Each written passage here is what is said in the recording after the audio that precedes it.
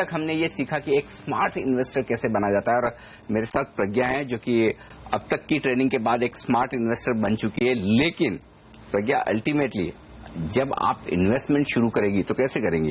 Share खरीदेंगी। Share तो खरीदना पड़ेगा। लेकिन एक अच्छा शेयर कैसे चुना जाए, ये सबसे बड़ा सवाल है। और मैं बताऊं आपको, मैं 20-25 साल से यही कोशिश कर रहा हूं कि अच्छा शेयर कैसे चुना जाए और कैसे उसे रिकमेंड किया जाए। उस आर्ट को मास्टर करने की कोशिश कर रहा हूं, और हर बार मुझे लगता है कि कुछ न कुछ नया सीखने को मिलता है। तो ये एक सबसे बड़ा सवाल है जो आपको स्मार्ट इन्वेस्टर के बनने के बाद वेल्थ बनाने में मदद करेगा। तो सबसे पहला सवाल आज मेरा यही था सर, क्योंकि एक स्मार्ट इन्वेस्टर बनने के लिए एक अच्छा स्टॉक चुनना बहुत जरूरी है। तरह तरह के लोग तरह तरह की बातें करते हैं, अलग अलग स्टॉक्स सुझाते रहते हैं, लेकिन आपके व्यू में एक अच्छे स्टॉक की, एक अच्छे शेयर की क्या परिभाषा है, क्या मतलब है? अच्छे शेयर की परिभाषा देना मुश्किल काम है। मैं आपको खराब शेयर की परिभाषा बड़े आसानी से दे सकता हूं कि कौन सा शेयर नहीं खरीदना चाहिए। तो सबसे पहला काम तो ये करें कि कौन सा नहीं खरीदना है। अगर वो समझ में आ गया तो आधी मुसीबत तो खत्म हो गई। कौन सा नहीं खरीदना? जिसका मैनेजमेंट खराब हो, ट्रैक रिकॉर्ड अच्छा नहीं हो, बैलेंस शीट देख के आपको समझ में आ जाए कि यहाँ पर कुछ है नहीं, एसेट्स कुछ ज्यादा है नहीं, कंपनी में पिछले कुछ सालों से ग्रोथ नहीं है, या डिविडेंड कंपनी नहीं देती है, या फाइनेंशियल परफॉर्मेंस बहुत ऊपर नीचे होती है, या ऐसी इंडस्ट्री है जो इकोनॉमिक फैक्टर्स पे बहुत डिपेंडेंट है, या सरकार की पॉलिसी पर बहुत डिपेंडेंट है। तो ये कुछ एक फैक्टर्स है जिसे बड़ा आसानी से अंदाजा लगाया जाता है कि इस शेयर से दूर रहना चाहिए। तो अगर ये फैक्टर्स किसी कंपनी में नहीं दिख रहे हैं तो फिर आपको ये भी अंदाजा लगाया जाता है कि ये कंपनी देखने लायक है, निवेश करने लायक हो सकती है नहीं हो सकती है। तो पहले ये डिसाइड कर लें कि किन शेयरों से दूर रहना है। तो पहले दूर रहने के पैरामीटर्स लगाएं, वो फॉर्मूला लगाएं। अगर स्टॉक आपका उस कैटेगरी में आ गया तो हटा दीजिए। अगर स्टॉक उस कैटेगरी में नहीं आता है, बचता है, तो फिर उसके बाद आपको देखना है कि आपकी इन्वेस्टमेंट स्टाइल क्या है। क्योंकि देखिए, हर एक फंड मैनेजर की, हर एक इन्वेस्टर की इन्वेस्टमेंट स्टाइल अलग अलग होती है। तो अगर आपको लगता है कि ये स्टॉक हटाने लायक नहीं है, रखने लायक है, देखने लायक है, खरीदने लायक है, तो फिर आप अपनी इन्वेस्टमेंट स्टाइल के बेसिस पर आगे बढ़ें। सर, आपने इन्वेस्टमेंट स्टाइल तो बता दिया, लेकिन जब भी हम लोग इंटरनेट पे पढ़ते हैं इसके बारे में तो ये काफी टेक्निकल होता है। राइट। तो एग्जैक्टली ये होता क्या है? देखिए, इन्वेस्टमेंट स्टाइल दो तरह की होती है। एक होती है वैल्यू इन्वेस्टिंग और दूसरा होती है ग्रोथ इन्वेस्टिंग। तो कई लोग वैल्यू इन्वेस्टिंग के बेसिस पर पैसा लगाते हैं, कुछ लोग ग्रोथ को देखकर पैसा लगाते हैं। ये अलग अलग आपकी अपनी इन्वेस्टमेंट स्टाइल पर डिपेंड करता है। अगर आप मुझे डिटेल में बता सके कि वैल्यू इन्वेस्टिंग क्या होती है, किस तरह से डिटरमाइन किया जाता है इसके बेसिस पे कि कौन सा शेयर अच्छा है? सिंपल, सपोज ये फोन मेरे हाथ में है। हाँ। और मैं आपको कहूं कि इस फोन की मार्केट वैल्यू मुझे लगता है कि 40,000 है, और अगर मैं आपको कहूं कि मैं आपको ये फोन 40,000 का होते हुए भी 20,000 में दे सकता हूं, तो आपको वैल्यू लगेगी, आप खरीदारी करेंगे, राइट? बिल्कुल। ये वैल्यू इन्वेस्टिंग है। वैल्यू इन्वेस्टिंग का मतलब सिंपल है कि जिस प्राइस पर स्टॉक ट्रेड कर रहा है, जिस प्राइस पर शेयर ट्रेड कर रहा है, लगता है कि उसमें वैल्यू है, उस प्राइस से ज्यादा शेयर की इंट्रिंसिक वैल्यू है। जो कंपनी के पास एसेट्स हैं, कंपनी के पास जो कैश है, कंपनी के पास जो रिजर्व्स हैं, कंपनी के पास जो plant and machinery, land, building, दूसरी सारी जो एसेट्स हैं, वो अगर जिस प्राइस पर स्टॉक ट्रेड कर रहा है उससे कहीं ज्यादा है। या फिर यूं समझे कि कोई सीमेंट कंपनी है, ठीक है, अगर आज आप नया सीमेंट प्लांट लगाना चाहें तो आपको सीमेंट उसी साइज का, उसी कैपेसिटी का सीमेंट प्लांट लगाने के लिए कितना खर्चा करना होगा, और क्या उसके सामने ये सीमेंट प्लांट या ये कंपनी क्या सस्ते में मिल रही है? Okay, right. तो ये जो डिफरेंस है, अगर आपको लगता है कि अरे आज मैं यही सीमेंट प्लांट लगाने जाऊं 5,000 करोड़ रुपए लगेंगे, लेकिन इस कंपनी का मार्केट कैपिटलाइजेशन मुश्किल से 3,000-2,000 करोड़ है, तो फिर आपको वैल्यू नजर आएगी। और इस तरह के इन्वेस्टमेंट स्टाइल को वैल्यू इन्वेस्टिंग कहते हैं।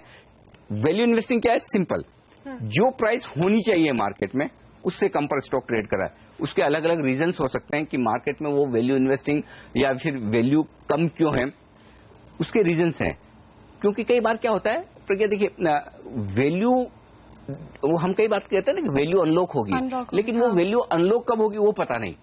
जो वैल्यू है स्टॉक में दिख रही है, कई बार ऐसा होता है कि स्टॉक में सपोज बैलेंस शीट में कैश है 100 रुपए प्रति शेयर और स्टॉक ट्रेड कर रहा है 80 रुपए पर। अरे कैश से कम कैसे ट्रेड कर सकता है? बड़ा सिंपल सा लॉजिक है ना, लेकिन होता है क्योंकि आपको ये पता नहीं कि ये कैश शेयर होल्डर को कब मिलने वाला है, या इस कैश का किस तरह से इन्वेस्टमेंट आगे मैनेजमेंट करेगा। जब ये चीज पता नहीं हो, जब आपको ये नहीं पता कि वैल्यू कब बाहर निकलेगी, तो स्टॉक नीचे ट्रेड करता है। लेकिन एज एन इन्वेस्टर आपको लगता है कि मुझे 1 रुपए की चीज 50 पैसे में मिल रही है, 75 पैसे में मिल रही है, तो मैं लूंगा।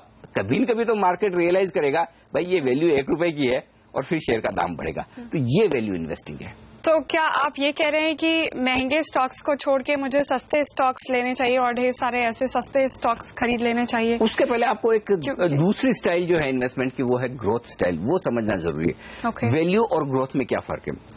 वैल्यू इन्वेस्टिंग में तो आपको समझ में आ गया कि जो प्राइस पर स्टॉक ट्रेड कर रहा है उससे कम पर मिल रहा है, खरीद लो। लेकिन ग्रोथ वाली जो स्टोरी है ना, वो थोड़ी अलग है। कैसे? कोई भी स्टॉक आपको लगता है कि साल दर साल, तिमाही दर तिमाही अच्छी ग्रोथ दिखाएगा, तब आप इसे खरीदते हैं। फर्ज करें कि एफएमसीजी कंपनियां, फर्ज करें आईटी कंपनियां, जहां पर ग्रोथ क्या। अब दिक्कत क्या है? वैल्यू इन्वेस्टिंग में शेयर बड़ा सस्ता दिखता है और ग्रोथ इन्वेस्टिंग में आपको शेयर बड़ा महंगा दिखता है, क्योंकि उसके पी मल्टीपल 20, 25, 30, 40, जैसे पिज्जा बनाने वाली कंपनी है जुबिलेंट फूड, 60, 70, 80 के पी मल्टीपल पर ट्रेड करती है। अब आपको लगेगा कि अरे इतने ज्यादा वैल्यूएशन, लेकिन होता क्या है कि जो पी मल्टीपल भी समझा दीजिए, क्योंकि ये भी काफी एक टेक्निकल टर्म है जो हम सुनते रहते हैं, लेकिन इसके बारे में ज्यादा इन्फॉर्मेशन नहीं होती लोगों को। बिल्कुल। तो P, price to earning, price मतलब शेयर मार्केट में जो उस स्टॉक की प्राइस चल रही है, और ई मतलब अर्निंग, मतलब उसकी ईपीएस। अगर आप शेयर की प्राइस को ईपीएस से डिवाइड करें तो वो जो मल्टीपल आएगा या जो रेशियो आएगा उसे पी मल्टीपल कहते हैं। फर्ज करें कि स्टॉक 1000 रुपए पर ट्रेड कर रहा है और कंपनी की ईपीएस है 10 रुपए, यानी कि वो 20 रुपए के 20 के पी मल्टीपल पर ट्रेड कर रहा है। तो जनरली ग्रोथ स्टॉक्स महंगे ट्रेड करते हैं, क्योंकि लोगों को लगता है कि ये ऐसी कंपनियां हैं जो आगे बड़ी ग्रोथ देगी, और जनरली जहां ग्रोथ है वहां नेचुरली लोग जाएंगे, पैसा लगाएंगे, तो ग्रोथ वाले शेयरों में पैसा लगाते हैं। जनरली ग्रोथ स्टॉक्स, जैसा मैंने कहा, आईटी और एक तरह से एफएमसीजी तो हो गए, लेकिन उसके अलावा कई सारे थीम स्टॉक्स होते हैं। कभी कभी जैसे अर्बन कंजम्पशन की थीम चलती है, तो लोगों को लगता है मल्टीप्लेक्स वाले स्टॉक, फूड चेन्स वाले स्टॉक्स, इस या छुट्टियों वाले, लेजर वाले स्टॉक्स, ये जो हैं, ये थीम बेस्ड स्टॉक जो होते हैं, ये महंगे ट्रेड करते हैं, लेकिन इन्हें ग्रोथ स्टॉक्स माना जाता है। इनमें ये देखा जाता है तिमाही दर तिमाही, साल दर साल ये स्टॉक्स क्या 20, 30, 40% की रेट से ग्रो कर रहे हैं। तो ग्रोथ स्टॉक्स अपनी स्टाइल है और वैल्यू स्टॉक्स अपनी स्टाइल है। तो लेकिन अगर मैं फर्स्ट टाइम पैसा लगाने जा रही हूँ किसी शेयर में, तो मैं इन दोनों में से कौन सी स्टाइल चुनूं? ये बड़ा मुश्किल सवाल है। एक्चुअली ये प्रक्रिया इस बात पर डिपेंड करता है कि आपका इन्वेस्टमेंट स्टाइल कौन सा आपको सूट करता है। अगर मैं मारवाड़ी हूँ और मुझे कोई कहे कि 1 रुपए की चीज 50 पैसे में मिल रही है, तो मुझे वो ज्यादा सूट करता है कि वैल्यू इन्वेस्टिंग है। वैल्यू है भाई, मैं उसे होल्ड करके रखूंगा, कभी तो वैल्यू रियलाइज होगी। कोई बड़ा एग्रेसिव इन्वेस्टर है तो ये कहेगा भाई मुझे तो ग्रोथ चाहिए, कंपनी बराबर हर क्वार्टर ऑन क्वार्टर ग्रो करनी चाहिए। ये ठीक उसी तरह से जैसे सपोज आपके पास बड़ा पैसा है और आपको रियल एस्टेट में लगाना है, मैं आपको 2 ऑप्शन देता हूँ। एक ये कि आपने फ्लैट खरीदा है, रेसिडेंशियल प्रॉपर्टी खरीदी इन्वेस्टमेंट के लिए, क्योंकि आपको लगता है कि अगर वो फ्लैट 1 करोड़ की मार्केट वैल्यू है, आपको 80 लाख में मिल रहा है, तो आपको वैल्यू दिखती है, आपने वहां लगा दिया। दूसरा ऑप्शन ये कि आपने रेसिडेंशियल प्रॉपर्टी खरीदने के बजाय कॉमर्शियल प्रॉपर्टी खरीदी और आपको महीने दर महीने रेंट मिल रहा है, वो 10% के आसपास का यील्ड आ रहा है या रिटर्न आ रहा है। अब आप कौन सा लगाएंगी पैसा, ये आपके ऊपर है। कि आपको वैल्यू चाहिए, आप उधर चली जाइए। आपको ग्रोथ चाहिए, यानी कि महीने दर महीने आपको रिटर्न चाहिए, तो आप उधर चले जाइए। तो ये दोनों स्टाइल अलग अलग है, जो आपको सूट करे वो। एग्रेसिव इन्वेस्टर्स जो मार्केट में हर रोज ट्रेड करते हैं, मार्केट को क्लोजली फॉलो करते हैं, ट्रैक करते हैं, उनके लिए ग्रोथ स्टाइल ज्यादा सूट करती है। जो थोड़े से पैसिव इन्वेस्टर हैं उनके लिए वैल्यू स्टाइल ज्यादा सूट करती है। और मैं आपको बता दूं कि अगर आप ये स्टॉक खुद नहीं चुन पाए, तो फिर ऐसे में कई सारे फंड्स ऐसे हैं जो ग्रोथ इन्वेस्टिंग करते हैं, कई सारे फंड ऐसे हैं जो वैल्यू इन्वेस्टिंग करते हैं। आप उन फंड्स के पोर्टफोलियो देख सकते हैं, उन फंड्स में भी पैसा लगा सकते हैं, या उन फंड्स में जो स्टॉक है उन्हें आप एनालाइज करने की कोशिश करें। रेडीमेड आप उन्हें देख लीजिए और फिर उनमें से आपको जो समझ में आए वो कर सकते हैं।